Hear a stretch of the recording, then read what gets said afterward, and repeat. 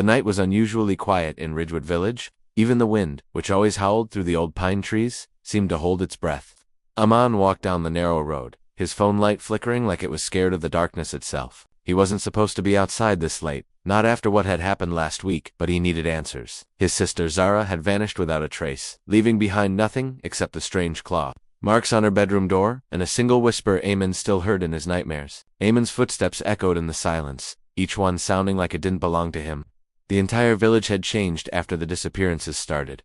Doors were locked before sunset. Windows were covered with thick curtains. Animals refused to go near the old pine forest. And people spoke in hushed tones, refusing to say what they'd all seen. The shadow that walked in the corners of their eyes. Amaan stopped in front of the fourth house, the one they all avoided. The house where Zara was last seen. The front gate was hanging loosely, creaking softly even though the air was completely still. Amaan touched it and felt a coldness that seeped into his skin like a warning. He pushed the gate open and stepped inside. A strange metallic scent hit him, sharp, disturbing, almost familiar. The yard's grass was dead, blackened as if burned by something cold rather than fire. The house felt abandoned, but not empty. It felt like something inside was waiting, listening. He took a slow breath and entered the living room. Everything looked untouched. The sofa, the old lamp, even a family photo on the wall, except for one thing. A small wooden box sat in the center of the room. It wasn't there before. Amaan had visited this house 3 days after Zara disappeared. That box didn't exist then. Now it was placed deliberately, as if someone wanted him to find it.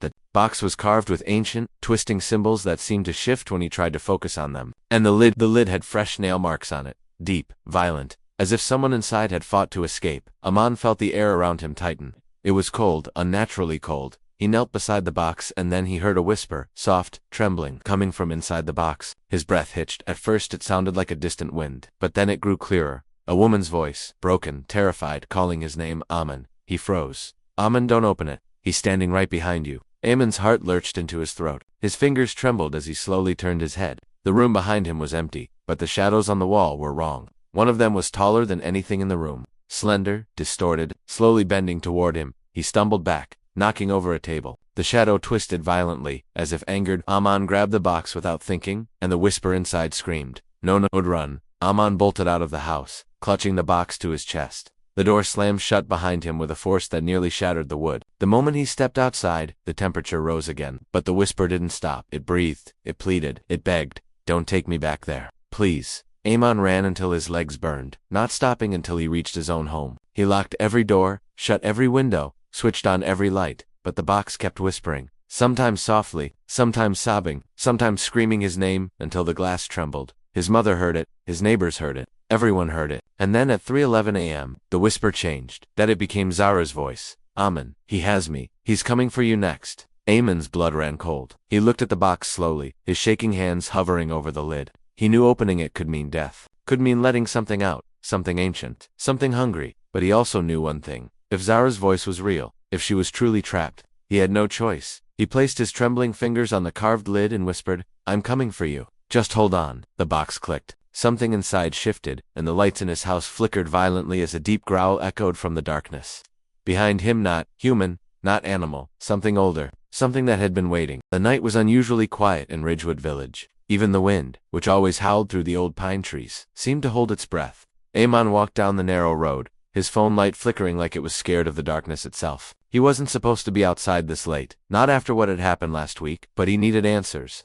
Something in the village had changed. Something old had awakened. For the past 7 nights, Ridgewood had not slept. People whispered that the shadows had grown longer, stretching unnaturally across the roads, even when there was no light. Something moved inside them, something that didn't have a name, something that refused to be seen directly. 3 villagers had disappeared without leaving footprints, without leaving screams. Only deep claw marks on their doors, as if something had dragged them out into the night. Amaan didn't believe in ghosts, demons, or curses.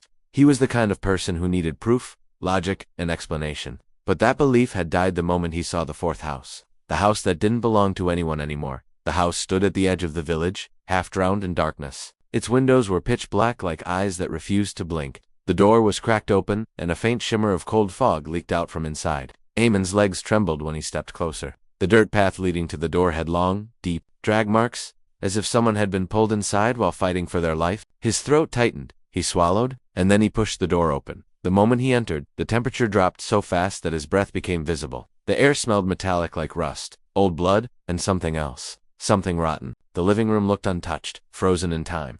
A chair fallen on its side, a lantern still burning faintly, and a trail of black, sticky liquid leading deeper into the hallway. As Amaan followed the trail, his phone light shook in his hand. He could hear faint tapping like fingernails, scraping against wood, slow repeated. Hollow. He reached the bedroom door and stopped. The marks were there, carved deep into the wood, long, thin, unnatural, not human. He touched the scratches. They were cold. Too cold. Suddenly, a soft whisper came from inside the room. Amaan. He froze. His heart slammed against his ribs. That voice? He knew that voice. It was Zara. His younger sister, who had vanished exactly 6 nights ago. Amaan, don't come in. He's here. He's watching. Amaan's breath caught. He pushed the door open anyway. The room was empty, except for a small wooden box lying in the center. Carved symbols twisted across its surface, glowing faintly as if alive. And surrounding the box, a perfect circle of claw marks dug deep into the floor. The whisper came again. Amaan, don't open it. Please. Just run. He kneeled beside the box, tears burning in his eyes. Zara, can you hear me? Are you inside this? The whisper trembled. Amaan, he trapped me. He's coming back. You need to. The closet door behind him creaked. Slowly, very slowly. Amaan didn't want to turn. He didn't want to see what was there, but he did. And inside the closet, something stood, tall and bent, its long fingers scraping the wooden frame, its head hanging unnaturally low, like its neck was too weak to hold it up, eyes empty, skin gray, mouth too wide to be human, a shape that looked like the shadow of a nightmare, alive.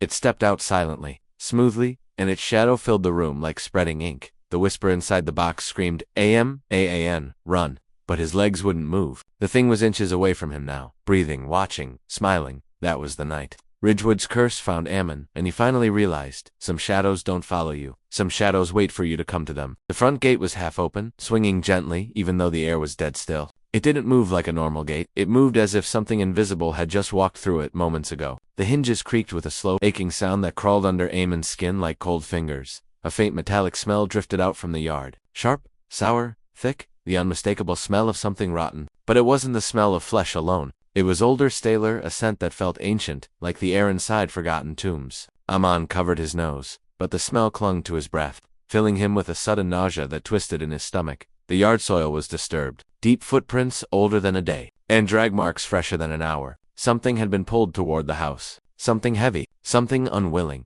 Amaan stepped forward.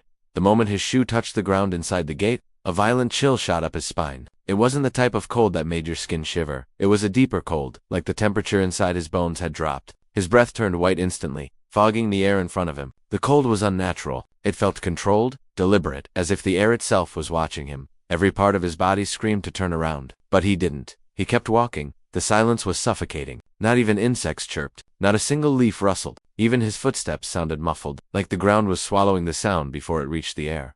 The house loomed ahead, hunched in darkness, its windows like dead eyes, reflecting nothing. As he moved closer, the metallic smell thickened, swirling around him like a whispering fog. For a split second, Amaan felt something cold brush past his ankle. Not wind, not an insect. Something with intent. He jerked his foot back, heart slamming against his ribs. Then, from somewhere deep inside the house, thok, a slow, dragging knock, as if someone inside was tapping the floor, or signaling. Amaan swallowed hard. His fingers tightened around his phone. The light flickered again, a nervous heartbeat of white, and then, with a breath that trembled through every nerve in his body, he stepped toward the open door of the house, not knowing that every shadow around him had already turned, already risen, already begun watching him. The night was unusually quiet in Ridgewood Village. Even the wind, which always howled through the old pine trees, seemed to hold its breath. Amaan walked down the narrow road, his phone light flickering like it was scared of the darkness itself. He wasn't supposed to be outside this late, not after what had happened last week, but he needed answers. The air felt colder than it should have been.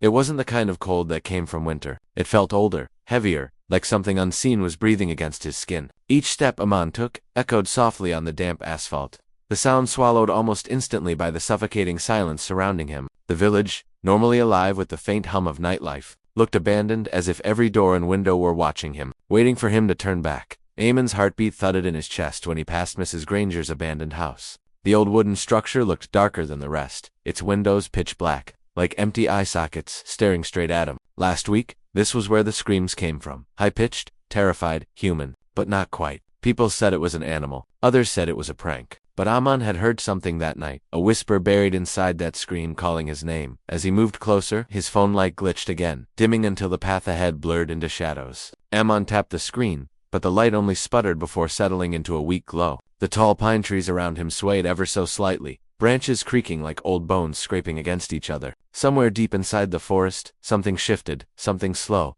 deliberate, almost as if it waited for him to take one more step. He swallowed hard, forcing himself forward, his breath fogged in front of him, turning into pale white wisps that drifted into the night. The air smelled strange now, like wet soil mixed with something metallic, something he recognized: blood. His hands trembled as he reached the rusted gate of Mrs. Granger's house. The gate was slightly open, even though he clearly remembered the police locking it last week. Amaan hesitated. Then he heard it, a soft broken whisper. "Amaan, you came back." It came from inside the house, and it wasn't human. The night was unusually quiet in Ridgewood Village. The quiet wasn't normal. It felt unnatural, almost forced, as if every living thing had agreed to stay silent for reasons they didn't dare explain. Even the old pine trees, which always groaned and whispered whenever the wind passed through them, stood completely still. Their tall, dark silhouettes looked like frozen giants guarding a secret no one wanted to uncover. Amaan walked down the narrow village road with hesitant steps, each footstep tapping lightly on the cold asphalt. His breath floated in thin, trembling clouds in front of him. The only light he carried was from his phone, and even that seemed nervous, the beam flickering weakly, shrinking and expanding like a frightened heartbeat. Shadows stretched unnaturally long across the ground, bending and twisting with every glitch of the screen.